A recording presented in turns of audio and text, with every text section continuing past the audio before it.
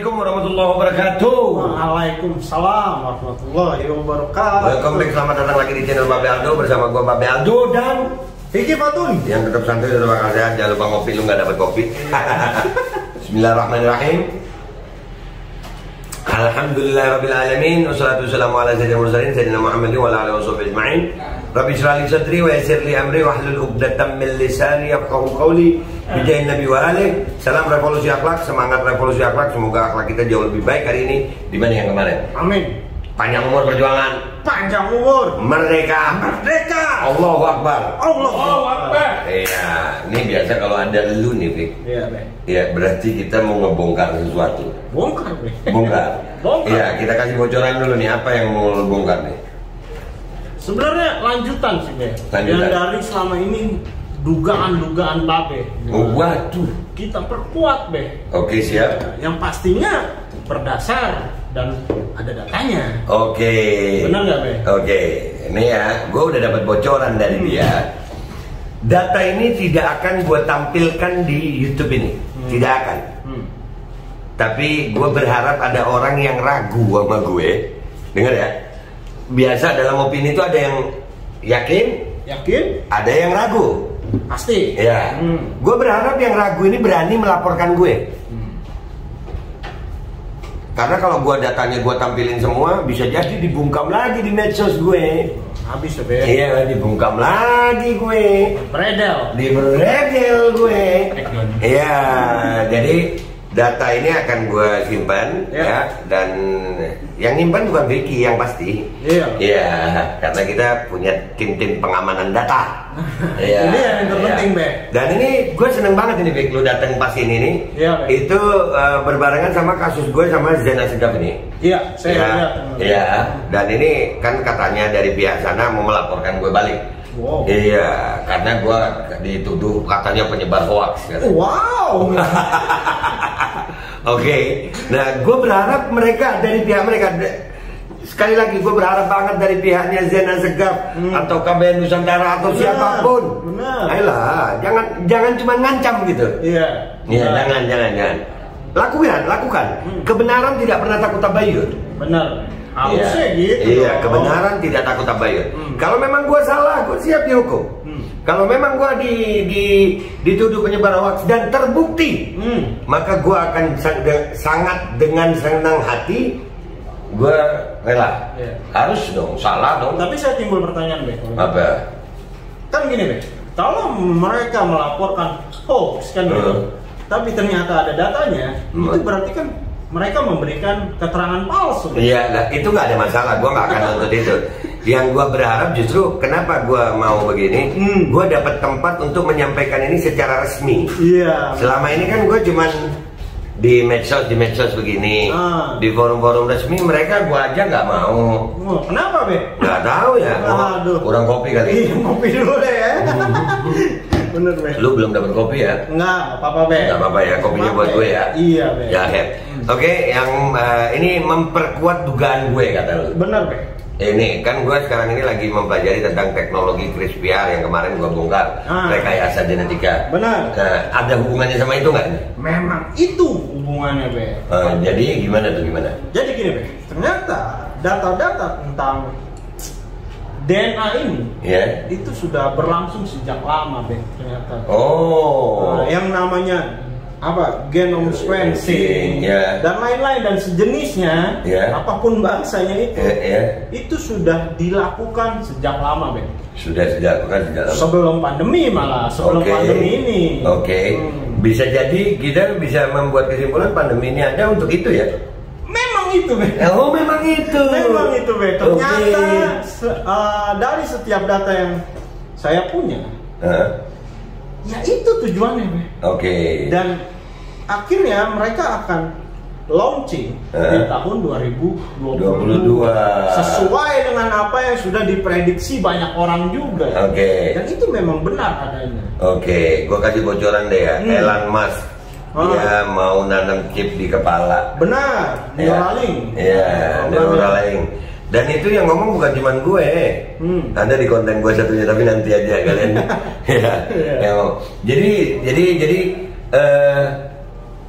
apakah pencurian data DNA itu yang sering gue omongan, ya, itu kan gue menengarai. Ya, orang itu kalau mau dibikin tes DNA secara pribadi, tes DNA kan nggak mau ya pasti.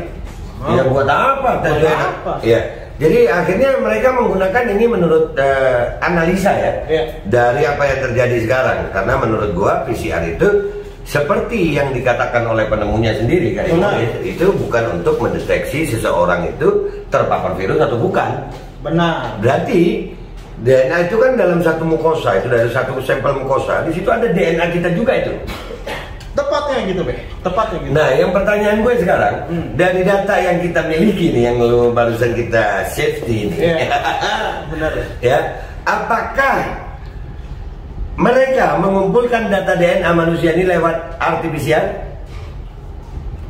Sejauh ini lewat PCR. Sejauh ini lewat PCR. Iya, dan itu sudah terhitung puluhan tahun berarti. Iya. Puluhan tahun. Iya, karena kemarin sempat gua bongkar juga di 2005 di Afghanistan. Iya. Ya, di Afghanistan itu Amerika sudah menggunakan teknologi RT-PCR untuk memetakan DNA rakyat Afghanistan. Iya, benar. Dan untuk merubah perilaku rakyat Afghanistan yang radikalis, fundamentalis, mereka menyebarkan sesuatu lewat udara untuk menyebabkan sakit, lalu mereka merubahnya dengan yang namanya micin. Benar. Itu 2005. 2005. Dan itu dengan gampangnya mereka dari Pentagon itu di video yang pernah gua upload, itu mereka mengatakan ya untuk merubah perilakunya gampang. Ya, mereka akan kita buat sakit lewat virus, lalu mereka akan cari obat. Ya. Mereka cari obat, kita suntikin. Ya. Akhirnya perilaku rakyat Afghanistan suka nggak suka kita harus mengakui di Afghanistan itu ternyata sekarang 2021 dari 2005 loh ya. 2021 di Afghanistan banyak sekali manusia LGBT. Ya, dan yang disebut Taliban itu sampai lari ke gunung, tapi akhirnya selamat. Ya, jadi itu berarti memang lewat RT-PCR ya? Lewat PCR semuanya. Oke, dan ini sempat juga disampaikan oleh juru bicaranya Pak Luhut. Ya, juru bicara Pak Luhut sendiri yang ngomong di CNBC Indonesia bahwasannya PT GSI yang sahamnya dimiliki oleh Pak Luhut itu melakukan genome sequencing.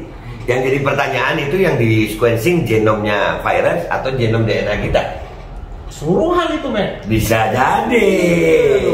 Iya, jadi ini berkaitan itu berarti RT-PCR kita patut diduga sebagai alat untuk pengumpulan DNA rakyat Indonesia.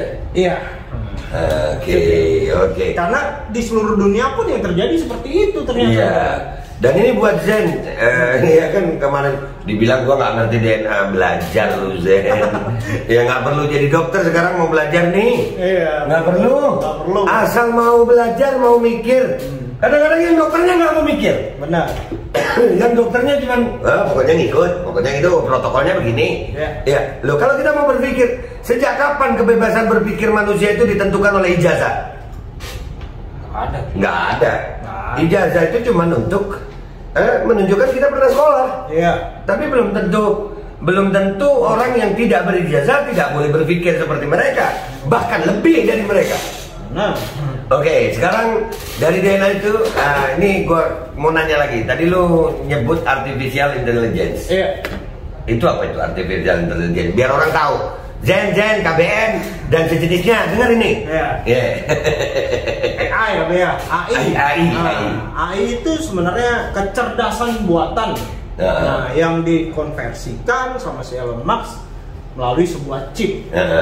Neuralink tadi. Iya, Neuralink. Yang 2022 itu bakal ditanam ke manusia. Kenapa? Karena mereka telah melakukan penelitian secara mendalam menggunakan monyet. Bayangin, monyet bisa main game. Monyet bisa main video game. Nah, dan akhirnya mereka sekarang berusaha buat menanam itu pada manusia. Jadi gini, alasan mereka sebenarnya pelintirannya mungkin dipelintirnya ya secara dikemas secara baik bahwa hal-hal seperti itu akan digunakan untuk kesehatan, deteksi penyakit, Dan tapi ada yang membantah itu sejak lama. Ya, mungkin semua. Jangan disebut namanya. Ya, dokter luar negeri. Ya. Membantah itu sejak lama. Bahkan dia mengakui dia diundang meeting oleh saya sebut nih boleh? Jangan. Organisasinya. Oh boleh. Ya, oleh Gavi. Oke. Dalam pertemuan membahas tentang artificial intelligence ini, kecerdasan buatan ini. Dan dia dengan tegas bilang bahwa bukan buat kesehatan, tapi buat apa? Human control. Tuh. Ya, itu dokter lu yang ngomong tuh. Dan ini data ini sengaja gue nggak tampilin di sini. Iya. Nggak mau gue. Biarin aja gue begini. Kalian mau percaya alhamdulillah, nggak percaya juga nggak apa-apa. Dan kalau ada yang nuduh gue hoax, laporin. Di situ saatnya data semua gue keluar. Ya, jadi artificial intelligence. Bahkan ya, kalau gue yang ngomong mungkin orang-orang yang penuh kebencian bilang gue begini. Lu tanya sama Budiman Sujatmiko. Budiman Sujatmiko sudah mengeluarkan pernyataan tentang apa yang akan dilakukan oleh Elon Musk di 2022. Benar. Tentang Neuralink. Neuralink itu. Ya. Oke. Ini ada sedikit yang menjadi kekhawatiran kita. Ya. Ini apakah pemerintah kita tahu atau tidak? Itu kita dalam tanda kutip. Benar. Tanda tanya besar. Tanda tanya besar. Dan kalau ini sampai terjadi dan memang terbukti kita mau menyelidiki ini, ya kami akan terus menyelidiki ini dan terus memberikan informasi kepada masyarakat. Iya. Ya, data kami ada. Ada. Data kami ada, fakta kami ada, bukti riset ada, jurnal ada, video ada, semua ada. Ya. Dan kami berharap ini menjadi concern dari rakyat Indonesia. Iya. Ya, apalagi sekarang ini ada micin anak. Itu juga ada temuan yang parah ternyata, Be. Salah satu tokoh lah ya, saya bilang, tokoh dari luar negeri. Dan bahkan dia bukan orang biasa nih sebenarnya. Dalam wawancaranya Malon. Bukan, Be. Oh, bukan yang Malon. Ada. Dia udahlah. Iya, dia bicara akhirnya di wawancara itu dan di publikasi yang walaupun akhirnya media YouTube nggak ada. Karena itu juga Be. Ternyata sentral industri digital itu kan ada di Amerika Be. Dan itu sudah di dalam suatu wilayah itu ada Google, semua lah. Dan ternyata dari hasil wawancara itu ini yang terparah. Saya sedih tadi akhirnya menontonnya gitu, bahwa di situ dikatakan vaksin ini dan si Dr. Fauci sudah mematenkan hal ini dengan biaya yang besar deh, 11,677 miliar dolar Amerika. Wow. Ternyata dari vaksin micin. Oh ya, salah sih. Dari si micin, sorry. Nggak apa-apa. Banyak yang kesinggung ya. Nggak apa-apa. Ya, dari si micin, itu ada yang namanya lonjakan protein yang menimbulkan gejala HIV/AIDS. Wow. Jadi yang selama ini dilihat ruam seperti apa ya? Keseduh gitu kan, kalau habis dimicin tuh itu adalah glycoprotein atau disingkat ya GP120 HIV. Nah, tuh, oke. Sampai di sini kita tahan dulu. Intinya kami berbicara seperti ini tidak ada tujuan lain juga untuk menyelamatkan bangsa Indonesia. Kami melihat para pemangku kebijakan itu mungkin dapat informasi yang salah. Ya, kita tidak menyalahkan pemerintahnya di sini. Yang memberi informasi ke pemerintah itu siapa? Ya, atau pemerintahnya tahu tapi diam aja. Ya kan? Tapi ini perlu penyelidikan. Nah, dan ini kenapa kita seperti ini caranya? Kita harus mensiasati agar suara ini tetap keluar. Karena kalau kita langsung terang-terangan, gue udah ngalamin itu di take down, di strike, udah ngalamin. Bahkan sekarang udah kena peringatan lagi gue. Ya, jadi ini kita tahan dulu sampai di sini. Ya, intinya data itu ada kami. Data itu ada dan kami siap bertanggung jawab. Kita akan menghadapi siapa saja di momen yang tepat. Kita nggak bisa cuma lewat YouTube begini, nggak bisa tuh. Kalau di YouTube begini ya, kalau nggak di take down. Satu lagi sebenarnya ada. Apa lagi tuh? Microsoft. Oke, Microsoft. Si Bill Gates. Ya. Ini seru. Bahkan si Microsoft ini rela membeli sampel DNA, sekian ratus ribu sampel DNA yang nantinya mereka mau launching juga nih. Mereka gunakan sebagai DNA storage. Wow. Tuh. Nah, yang dimana DNA storage ini menggantikan hard disk, flash disk yang nantinya diintegrasi ke tubuh manusia melalui artificial intelligence, bekerja sama Neuralink. Iya dong. Nah jadi simpelnya gini kita nge-save di DNA kita, data bisnis apapun kita save-nya nggak gunain flash, langsung pakai DNA karena kapasitas DNA itu sekian terabyte. Wow. Ya enggak? Saat nantinya mati, saat nantinya orang itu mati, data itu bisa dipindahkan dong. Iya. Nah, flash disk saya bisa dipindahin. Apalagi DNA. Bisa dipindahin ke yang lain. Wow, total control. Oke guys ya, konten gua kali ini akan kalian sebut halu boleh? Boleh, silakan. Kalian sebut halu apa ini belum ada, ini semua belum ada. Sekali lagi, gua pernah ngomong ini tentang Zen ya. Kalian boleh menyebut gua gila, itu gua nganggapnya hanya karena kalian nggak sanggup berpikir kayak gue. Ya, di saat kita mau berpikir, kita melihat ini, ternyata intelijensia ya, masyarakat dunia seperti Elon Musk dan yang kita sebut tadi ini udah sampai di tahap itu. Dan kami punya bukti, dokumen, data, fakta, video, ada semua. Ada semua. Kami ini bukan halu, bukan nonton film. Enggak, dan ini pernyataan resmi dari Microsoft-nya, dari Elon Musk-nya, dari dokter-dokternya, dari ilmuwannya, semua ada. Kalian masih nggak aware? Ayolah, jaga anak kalian, jaga diri kalian.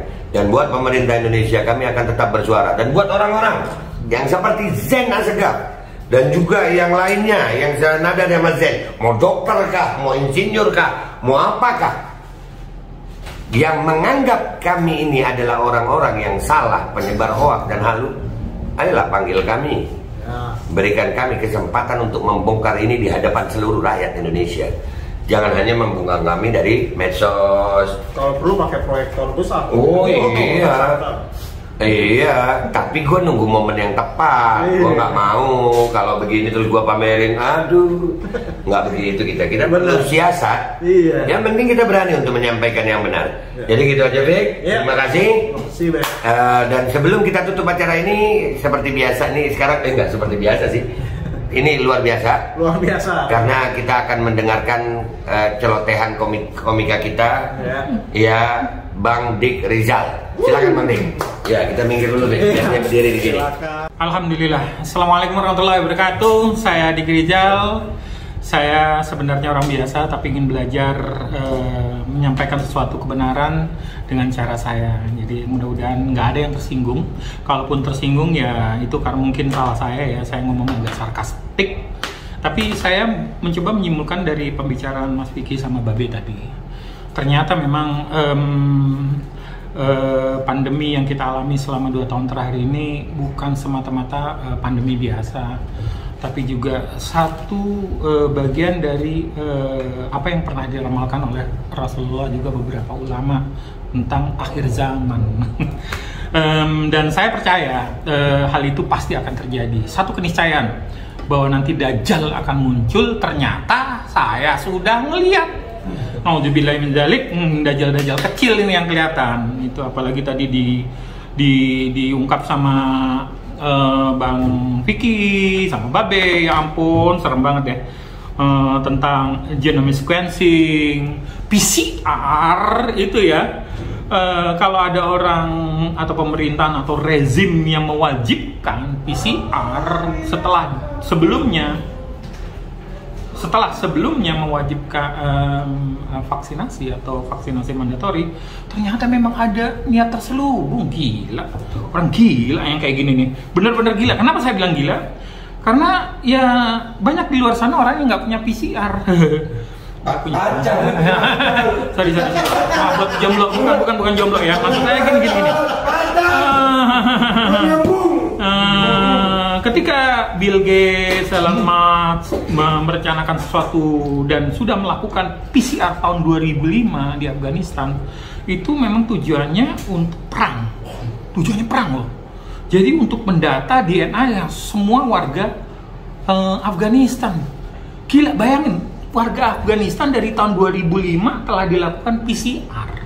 Yang akhirnya kemudian belakangan baru diaplikasikan. Dan hasil akhirnya LGBT subur sekarang loh.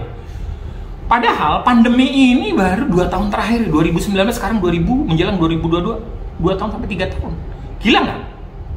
LGBT tahu-tahu hilang, virus HIV tahu-tahu hilang. Tapi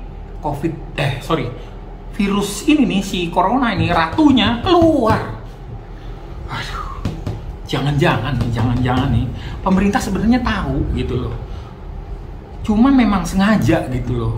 Contohnya ya, kemarin itu ketika umat Islam merayakan hari raya, kemudian pemerintah memberlakukan PPKM sampai beberapa level gitu kan. Dan harus ada penyekatan, harus ada jaga jarak, harus ada prokes yang memang membuat manusia terpecah belah. Umat Islam pun terpecah belah. Saya ngomong agak panjang lebar karena emang susah banget nyari punchline-nya.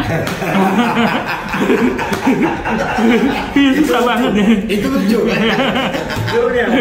Masalahnya apa? Ketika giliran Nataru gitu ya, perayaan Natal dan Tahun Baru, kenapa PPKM itu hilang gitu? Bahkan dinyatakan nggak ada itu. Padahal kan kalau memang jujur ya, bahwa bener-bener si pandemi ini ada, artinya pemerintah memang membiarkan orang-orang yang merayakan Nataru itu sengaja terpapar. Apakah ini bukan sebagai bentuk genosida terhadap non-Muslim? Jahat sekali saya. Kira-kira kayak gitu ya. Tapi saya percaya apa yang dilakukan pemerintah ini adalah bukti keberpihakannya terhadap umat Islam.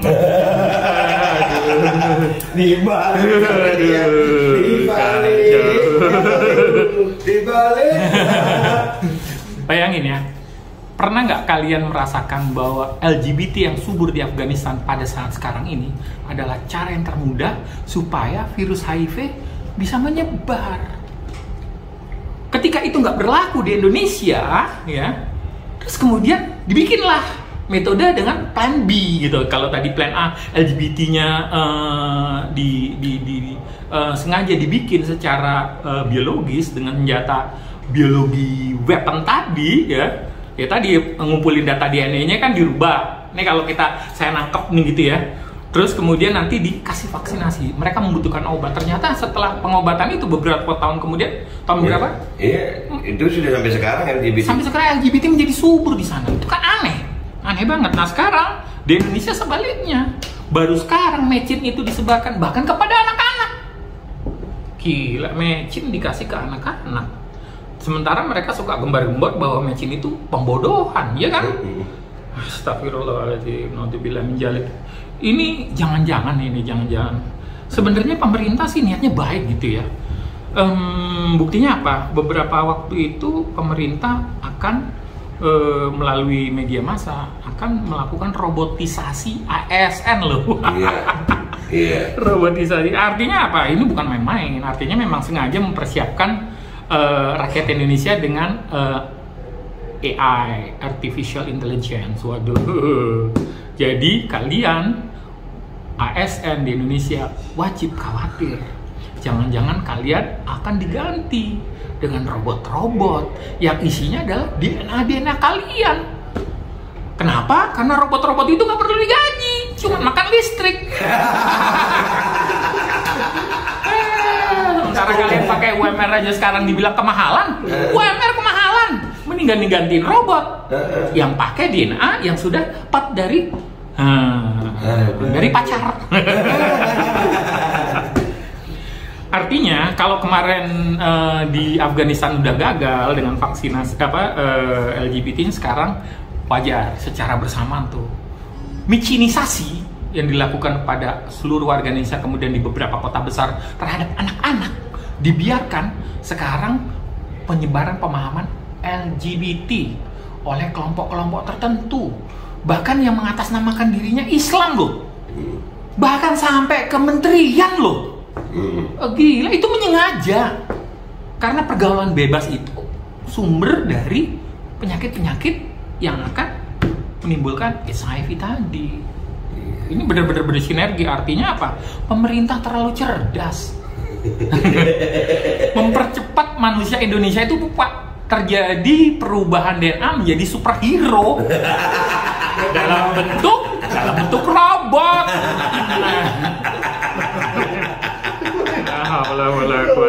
Bila dalam bentuk robot, mau bangsa Indonesia diganti dengan robot? Ya ampun.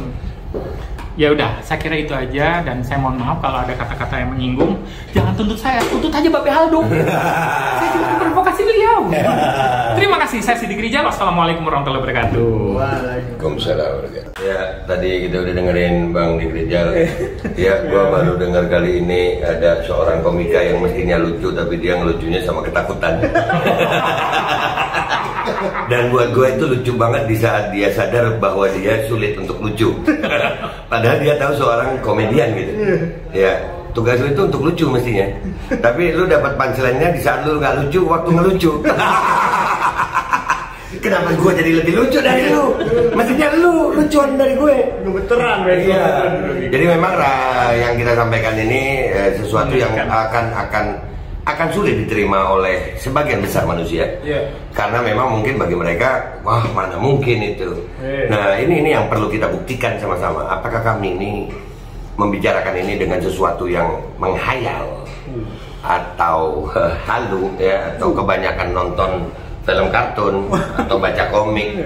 Ya, karena bagi gue suka juga loh film kartun itu. Contohnya SpongeBob. Kenapa, Be? Ya, SpongeBob itu gue belajar banyak dari SpongeBob.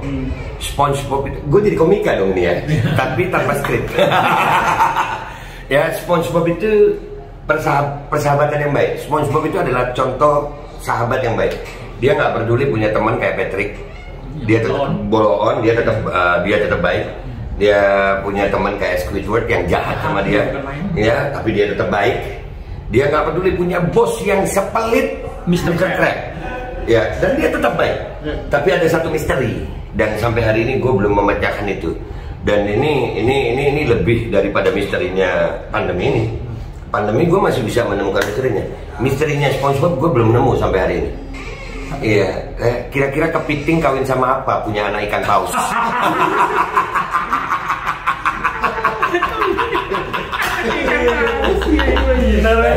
Iya, Mr. Krab itu anaknya ikan paus. Ikan paus ya, kira-kira itu hasil kami. Jangan-jangan di SpongeBob itulah rekayasa genetika. Dan di SpongeBob ada makhluk bermata satu. Yang paling jahat, plankton.